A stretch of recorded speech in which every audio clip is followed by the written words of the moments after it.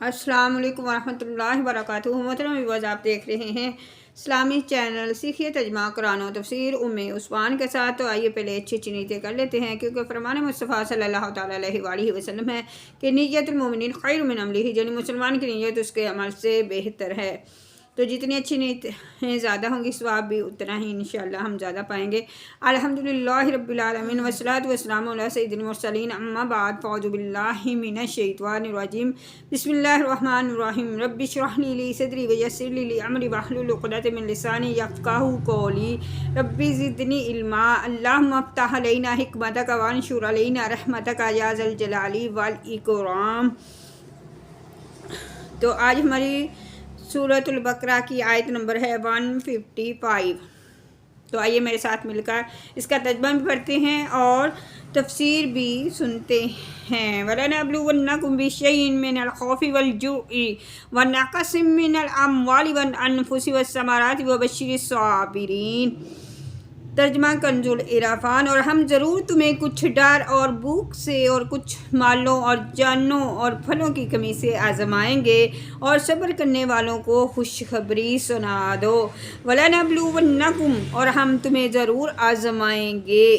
आजमाइश से फरमाबरदार और नाफरमान के हाल का ज़ाहिर करना मराद है। इमाम शाफी रहमतुल्लाह अलैह के बकौल खौफ से अल्लाह ताला का डर, भूख से रमज़ान के रोज़े और मालों की कमी से ज़कात और सदक़ात देना, जानों की कमी से अमराज के ज़रिए अमवात होना, और फलों की कमी से औलाद की मौत मराद है, क्योंकि औलाद दिल का फल होती है।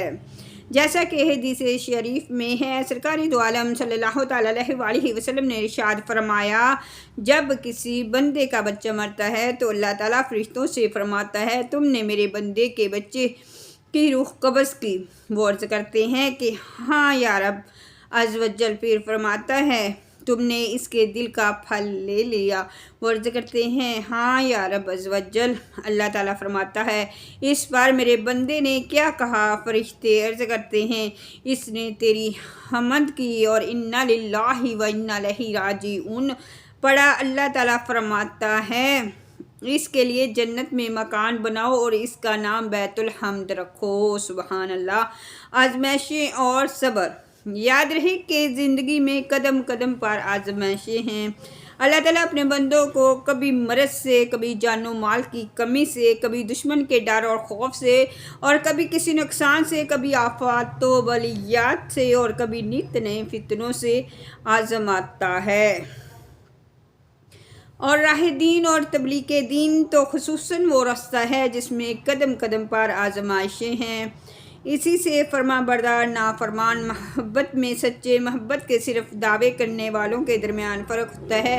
हज़रत नूह अलैहिस्सलातु वस्सलाम पर अक्सर कौम का ईमान ना लाना, हज़रत इब्राहीम अलैहिस्सलातु वस्सलाम का आग में डाला जाना और फर्जंद को कुर्बान करना, हज़रत अय्यूब अलैहिस्सलाम को बीमारी में मुब्तला किया जाना, इनकी औलाद मवाल को ख़त्म कर दिया जाना, हज़रत मूसा अलैहिस्सलाम का मिस्र से मदयन जाना, मिस्र से हिजरत करना, हज़रत ईसा अलैहिस्सलाम का सताया जाना, और अम्बिया किराम अलैहिमुस्सलाम का शहीद किया जाना, ये सब आजमाइशों और सब्र ही की मिसालें हैं।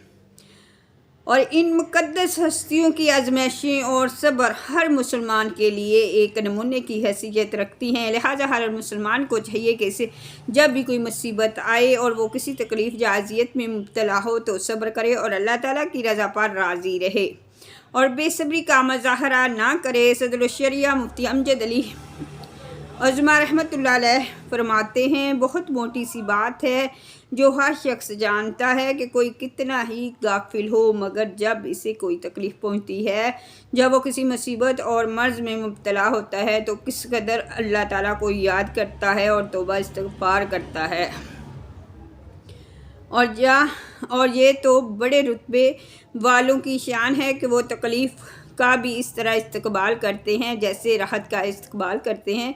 मगर हम जैसे कम से कम इतना तो करें कि जब कोई मुसीबत या तकलीफ़ आए तो सब्र व इस्तक़लाल से काम लें और जनी रोना पीटना करके आते हुए सवाब को हाथ से ना जाने दें। और इतना तो हर शख्स जानता है कि बेसब्री से आई हुई मुसीबत जाती ना रहेगी, फिर इस बड़े सवाब جو حدیث میں بیان کیا گیا ہے سے محرومی دوہری مصیبت ہے، اور کثیر حدیث میں مسلمانوں پر مصیبت آنے کا جو ثواب بیان کیا گیا ہے، ان میں سے چند حدیث یہ ہیں۔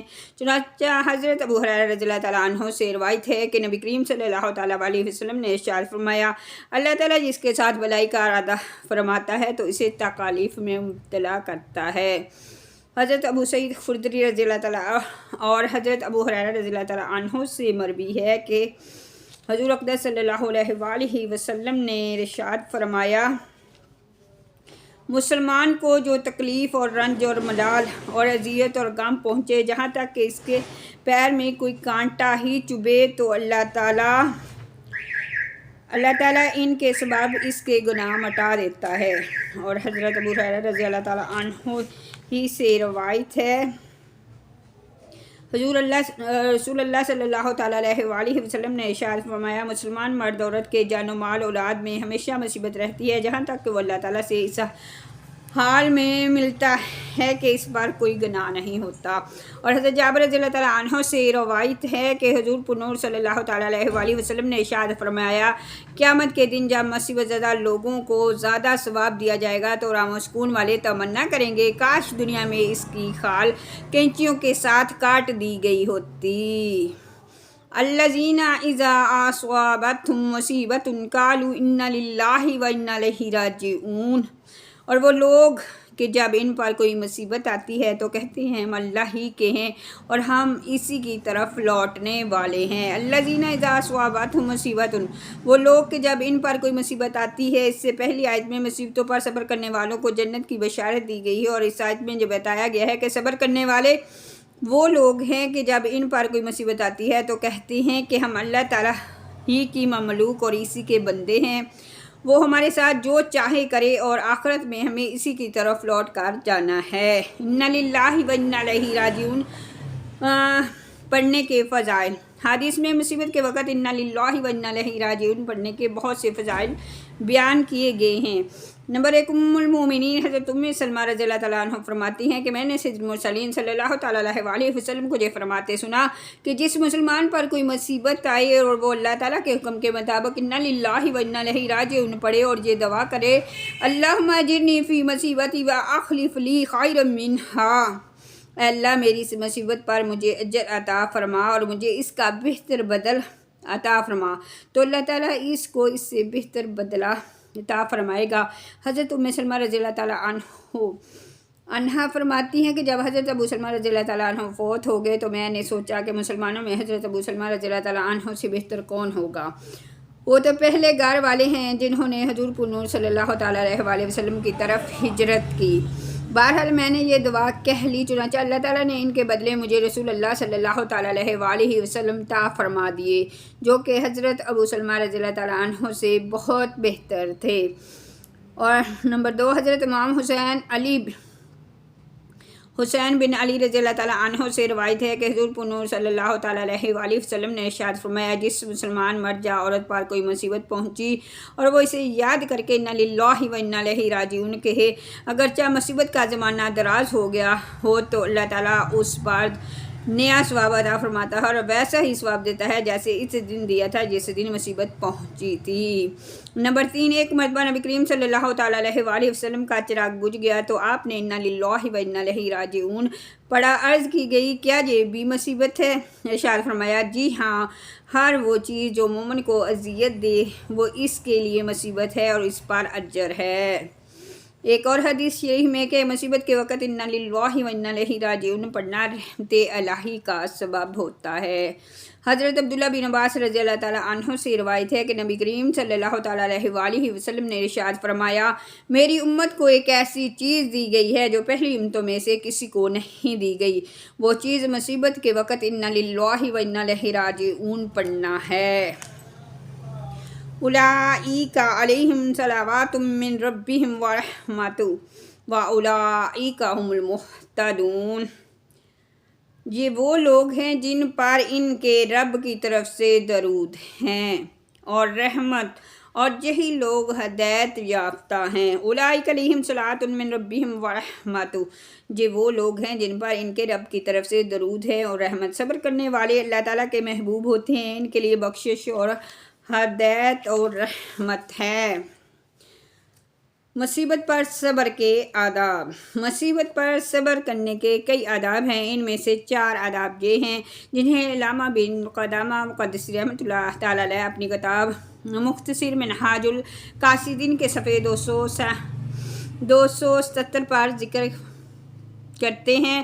نمبر 1، جب مصیبت پہنچے تو اسی وقت صبر و استقلال سے کام لیا جائے، جیسا کہ حضرت انس بن مالک رضی اللہ تعالیٰ عنہ سے روایت ہے کہ حضور اقدس صلی اللہ علیہ وسلم نے ارشاد فرمایا، صبر صدمے کی ابتدا میں ہوتا ہے۔ مصیبت کے وقت انا للہ و انا الیہ راجعون پڑھا جائے، جیسا کہ حضرت ام سلمہ رضی اللہ تعالیٰ عنہا کا عمل اور اوپر گزرا ہے کہ انہوں نے اپنے شوہر کے انتقال پر انا للہ و انا الیہ راجعون پڑھا۔ مصیبت آنے پر زبان اور دیگر اعضاء سے کوئی ایسا کلام یا فعل نہ کیا جائے جو شریعت کے خلاف ہو، جیسے زبان سے اللہ تعالیٰ کی بارگاہ میں شکوے شکایت کے کلمات بولنا، سینہ پیٹنا اور گریبان چاک کر لینا وغیرہ۔ صبر کی سب سے بہترین صورت یہ ہے کہ مصیبت زدہ پر مصیبت کے آثار ظاہر نہ ہوں، جیسا کہ صحیح مسلم میں ہے کہ حضرت امام غزالی رحمۃ اللہ علیہ احیاء العلوم میں فرماتے ہیں کہ حضرت فتح موصلی رحمۃ اللہ علیہ کی زوجہ پھسل گئیں تو ان کا ناخن ٹوٹ گیا۔ اس پر وہ ہنس پڑی۔ ان سے پوچھا گیا کہ کیا آپ کو درد نہیں ہو رہا؟ انہوں نے فرمایا، اس کے ثواب کی لذت نے میرے دل سے درد کی تلخی کو زائل کر دیا۔ ان الصفا والمروۃ من شعائر اللہ فمن حج البیت او اعتمر فلا جناح علیہ یطوف بہا ومن تطوع خیرا فإن اللہ شاکر علیم۔ بے شک صفا اور مروہ اللہ کی نشانیوں میں سے ہے، تو جو اس گھر کا حج یا عمرہ کرے اس پر کچھ گناہ نہیں کہ ان دونوں کے چکر لگائے، اور جو کوئی اپنی طرف سے بھلائی کرے تو بے شک اللہ نیکی کا بدلہ دینے والا خبردار ہے۔ ان الصفا والمروۃ من شعائر اللہ، بے شک صفا اور مروہ اللہ کی نشانیوں میں سے ہے۔ صبر اور صابرین کے جمالی بیان کے بعد اب صبر کا ایک مشہور اور عظیم واقعہ بیان کیا جا رہا ہے۔ اس کی تفصیل کچھ یوں ہے کہ صفا اور مروہ مکہ مکرمہ کے 2 پہاڑ ہیں جو مکہ معظمہ کے بالمقابل مشرقی جانب واقع ہیں۔ حضرت حاجر رضی اللہ تعالیٰ عنہ اور حضرت اسماعیل علیہ السلام نے ان دونوں پہاڑوں کے قریب اس مقام پر جہاں زمزم کا کنواں ہے حکم الہی سے سکونت اختیار فرمائی۔ اس وقت یہ مقام سنگلاخ بیابان تھا، نہ جہاں سبزہ تھا، نہ پانی، نہ خورد و نوش کا کوئی سامان تھا۔ رضا الہی کے لیے ان مقبول بندوں نے صبر کیا۔ حضرت اسماعیل علیہ السلام بہت کم عمر تھے، انہیں پیاس لگی، اور جب پیاس کی شدت بہت زیادہ ہو گئی تو حضرت حاجر رضی اللہ تعالیٰ عنہ بے تاب ہو کر کوہ صفا پر تشریف لے گئیں اور وہاں بھی پانی نہ پایا تو اتر کر نیچے کے میدان میں دوڑتی ہوئی مروہ تک پہنچی۔ اس طرح 7 چکر لگائے اور اللہ تعالیٰ نے انا للہ مع الصابرین، اللہ تعالیٰ صبر کرنے والوں کے ساتھ ہے کا جلوہ اس طرح ظاہر فرمایا کہ غیب سے ایک چشمہ نمودار ہو گیا، اور ان کے صبر اور خلاص کی برکت سے ان کے اتباع میں ان دونوں پہاڑوں کے درمیان دوڑنے والوں کو مقبول بارگاہ قرار دیا گیا، اور ان دونوں پہاڑوں کو قبولیت دعا کا مقام بنا دیا گیا۔ اس واقعے کا ذکر سورہ ابراہیم آیت نمبر 13 میں بھی مذکور ہے۔ من شعائر اللہ، اللہ کی نشانیوں میں سے ہیں۔ شاعر اللہ سے دین کی نشانیاں مراد ہیں، خواہ وہ مکانات ہوں جیسے کعبہ، عرفات، مزدلفہ، تینوں جمرات رمی کی جاتی ہے۔ صفا اور مروہ منا مساجد و جا وہ شائع زمانے ہوں جیسے رمضان، حرمت والے مہینے، عید الفطر، عید الاضحیٰ، یوم جمعہ، یوم تشریق، جا وہ شائع کوئی دوسری علامات ہوں جیسے اذان، اقامت، نماز باجماعت، نماز جمعہ، نماز عیدین، یہ سب اللہ کی نشانیاں ہیں۔ نیک لوگوں سے نسبت کی برکت۔ اس واقعے سے یہ بھی معلوم ہوا کہ جس چیز کو صالحین سے نسبت ہو جائے وہ چیز عظمت والی بن جاتی ہے، جیسے صفا مروہ پہاڑ حضرت حاجر رضی اللہ تعالیٰ عنہا کے قدم کی برکت سے اللہ تعالیٰ کی نشانی بن گیا، اور یہ بھی معلوم ہوا کہ معظم چیزوں کی تعظیم و توقیر دین میں داخل ہے، اس لیے صفا اور مروہ کی صحیح حج میں شامل ہے۔ فلا جناح علیہ، تو اس پر کوئی حرج نہیں۔ اس آیت کا شان نزول یہ ہے کہ زمانہ جاہلیت میں صفا مروہ پر بت رکھے تھے۔ صفا پر جو بت تھا اس کا نام اصاف، اور جو بت مروہ پر تھا اس کا نام نائلہ تھا۔ کفار جب صفا اور مروہ کے درمیان صحیح کرے تو ان بتوں پر تعظیماً ہاتھ پھیرتے۔ زمانہ اسلام میں جب بت تو توڑ دیے گئے، لیکن چونکہ کفار جہاں مشرکانہ فعل کرتے تھے اس لیے مسلمانوں کو صفا اور مروہ کے درمیان صحیح کرنا گراں محسوس ہوتا تھا، کیونکہ اس میں کفار کے مشرکانہ فعل کے ساتھ کچھ مشابہت بنتی ہے۔ اس آیت میں ان کا اطمینان فرما دیا گیا کہ چونکہ تمہاری نیت خالص عبادت الہی کی ہے، لہٰذا تمہیں مشابہت کا اندیشہ نہیں کرنا چاہیے۔ اور جس طرح خانہ کعبہ کے اندر زمانہ جاہلیت میں کفار نے بت رکھے تھے، اب عہد اسلام میں بت ہٹا دیے گئے اور کعبہ شریف کا طواف درست رہا اور وہ شعائر دین میں سے رہا، یعنی اللہ کی نشانیوں میں سے رہا۔ اسی طرح کفار کی بت پرستی سے صفا اور مروہ کے شعائر دین ہونے میں کچھ فرق نہیں آیا۔ اور جہاں ایک مسئلہ ذہن نشین رکھیں کہ حج میں صحیح یعنی صفا اور مروہ کے 7 چکر واجب ہے، اس کے ترک کرنے سے دم دینا یعنی قربانی واجب ہو جاتی ہے۔ اس کے بارے میں تفصیلی حکام کے لیے بہار شریعت حصہ 6 کا مطالعہ فرمائیں۔ ان الذین یکتمون ما انزلنا من البینات والہدی من بعد ما بیناہ للناس فی الکتاب اولئک یلعنہم اللہ ویلعنہم اللاعنون الا الذین تابوا واصلحوا وبینوا فاولئک واتوب علیہم وانا التواب الرحیم۔ ترجمہ کنز العرفان۔ بے شک وہ لوگ جو ہماری اتاری ہوئی روشن باتوں اور ہدایت کو چھپاتے ہیں، حالانکہ ہم نے اسے لوگوں کے لیے کتاب میں واضح فرما دیا، تو ان پر اللہ لعنت فرماتا ہے اور لعنت کرنے والے ان پر لعنت کرتے ہیں، مگر وہ لوگ جو توبہ کریں اور اصلاح کر لیں اور چھپی ہوئی باتوں کو ظاہر کر دیں تو میں ان کی توبہ قبول فرماؤں گا، اور میں ہی بڑا توبہ قبول فرمانے والا مہربان ہوں۔ ان الذین یکتمون ما انزلنا من البینات والہدی، بے شک وہ لوگ جو ہماری اتاری ہوئی روشن باتوں اور ہدایت کو چھپاتے ہیں۔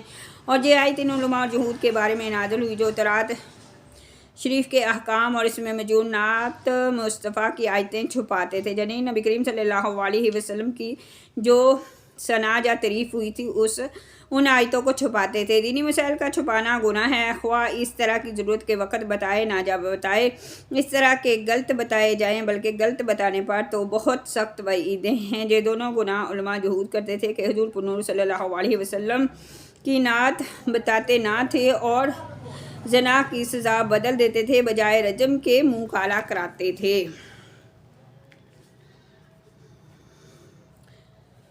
ان الذین کفروا وماتوا وهم کفار اولئک علیہم لعنۃ اللہ وملائکتہ والناس اجمعین۔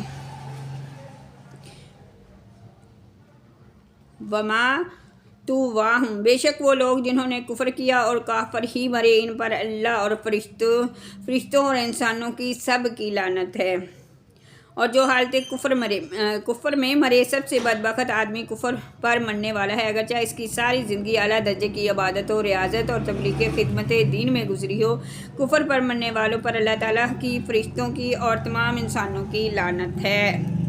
اس آیت سے معلوم ہوا کہ مرتے وقت ایمان کی دولت سے محروم رہ جانا سب سے بڑی بدبختی ہے، اور اس وقت ایمان کا سلامت رہ جانا بہت بڑی سعادت ہے۔ لہٰذا ہر مسلمان کو چاہیے کہ وہ اگرچہ کتنا ہی نیک پارسا، عبادت گزار اور پرہیزگار کیوں نہ ہو، اسے اپنے برے خاتمے سے خوف زدہ رہے۔ ہمارے بزرگان دین کا بھی یہی طرز عمل رہا ہے کہ وہ سب سے زیادہ برے خاتمے کے بارے میں خوف زدہ رہتے تھے۔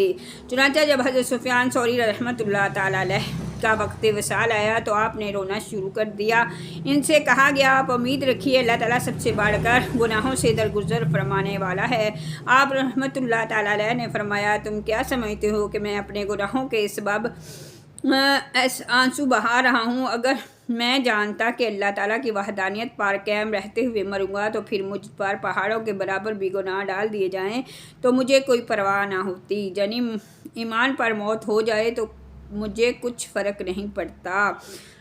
حضرت امام احمد بن حنبل رضی اللہ تعالیٰ عنہ کے انتقال کے وقت جب آپ کے صاحبزادے نے طبیعت دریافت کی تو فرمایا، ابھی جواب کا وقت نہیں ہے، پس دعا کرو کہ اللہ تعالیٰ میرا خاتمہ ایمان پر کر دے، کیونکہ ابلیس لعین اپنے سر پر خاک ڈالتے ہوئے مجھ سے کہہ رہا ہے کہ تیرا دنیا سے ایمان سلامت لے جانا میرے لیے باعث ملال ہے، اور میں اس سے کہہ رہا ہوں کہ ابھی نہیں، جب تک ایک بھی سانس باقی ہے میں خطرے میں ہوں، میں تجھ سے پرامن نہیں ہو سکتا۔